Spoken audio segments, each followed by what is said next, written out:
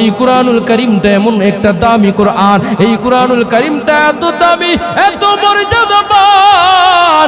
আমি আল্লাহ এই কুরআনুল কারীমটাকে আসমানকে দিতে চেয়েছিলাম। এরে মানুষ ভালো করে বুঝবা, আল্লাহ পাক রব্বুল আলামিন জানে দেয় আসমানকে দিতে চেয়েছিলাম, আসমানকে গ্রহণ করে না। জমিনকে আল্লাহ তাআলা দিতে চেয়েছিলেন, কুরআনুল কারীমকে জমিনও গ্রহণ করতে চায় না। আল্লাহ বলেন আমি আল্লাহ পাক রব্বুল আলামিন পাহাড় পর্বতের উপর নাজিল করতে চেয়েছিলাম, পাহাড় পর্বত জানায় দে না না আমরা এই কোরআনের ভার সহ্য করতে পারবো না। সুবহানাল্লাহ।